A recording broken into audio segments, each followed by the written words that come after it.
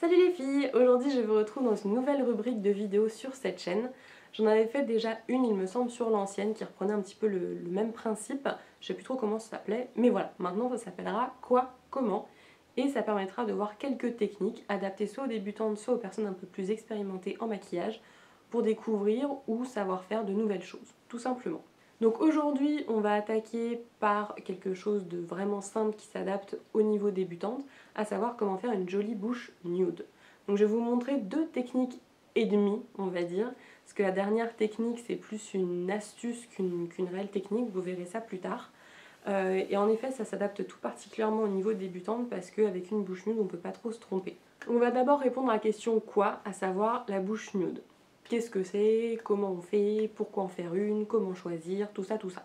Alors une bouche nude c'est plus quand on fait un maquillage prononcé des yeux, c'est justement parce que je vous ai fait ce tuto là que ça m'a inspiré de faire ce quoi comment.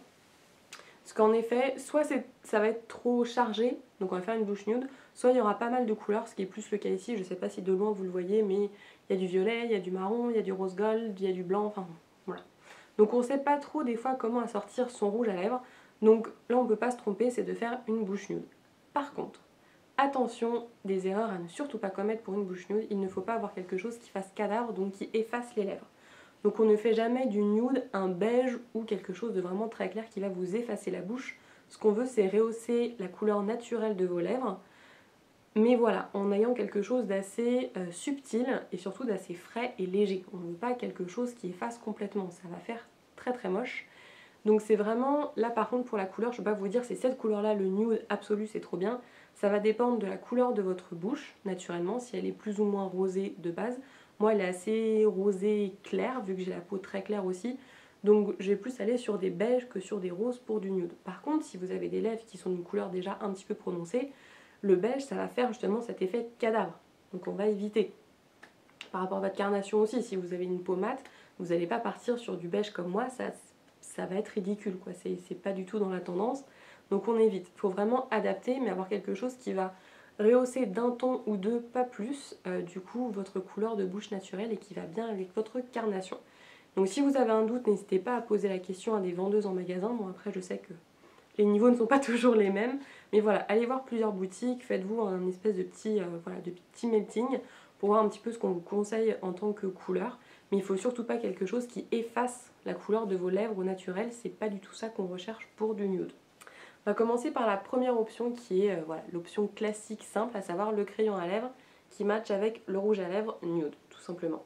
Moi j'avais acheté un kit chez Kiko, c'était le Temptress Kit ou quelque chose comme ça pour les fêtes.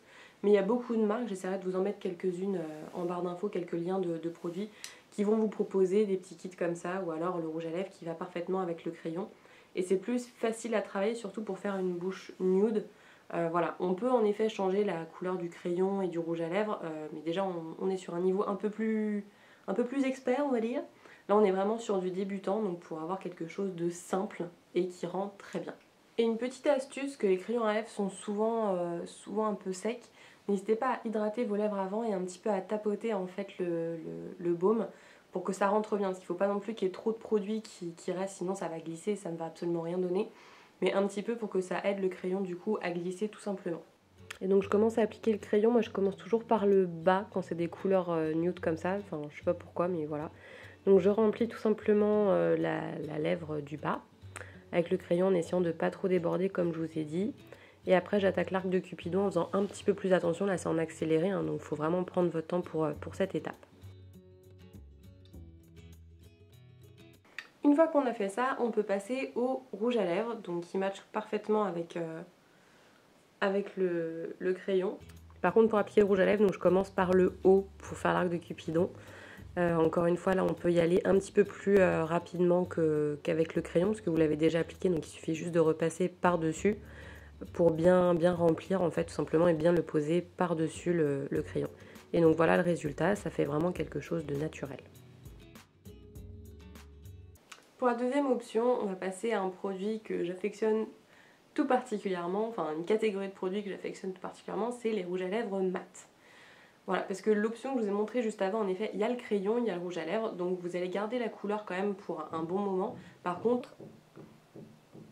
Merci les voisins qui font des trous dans les murs. Reprenons. Par-dessus, vous mettez le rouge à lèvres, mais au fur et à mesure, surtout quand vous allez manger, enfin vous parlez, le rouge à lèvres crémeux va avoir tendance à s'estomper. Vous allez garder quand même la couleur grâce au crayon, mais voilà, ça va plus être exactement dans le même rendu, il faudra faire des retouches. Alors que le rouge à lèvres liquide, la plupart du temps, il est sans transfert, il tient toute la journée, vous n'avez même pas besoin de faire de retouches après manger pour la plupart du temps. Donc c'est une option que je privilégie, tout le temps. Par contre, c'est un petit peu plus complexe, on va dire, dans la manière de le mettre, parce que ça se présente avec un petit applicateur en mousse, comme pour les glosses. Et si vous loupez, il faut vite rattraper, parce qu'une fois que le rouge à lèvres mat il sèche, c'est très difficile à enlever. Donc si vous voulez pas avoir à refaire tout le teint autour de la bouche, c'est quand même pas super agréable, il faut vraiment s'appliquer directement.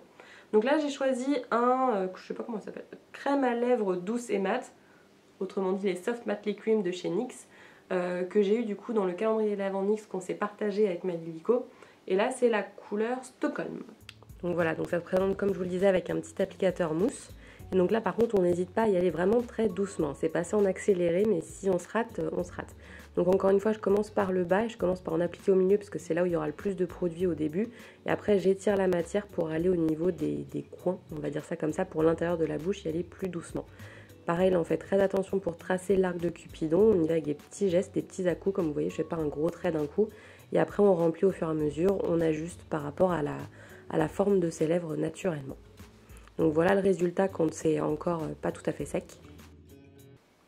Donc je pense qu'on voit bien la différence, en effet il n'y a plus du tout de reflet, c'est complètement mat. Et du coup ça va tenir toute la journée. Ouais.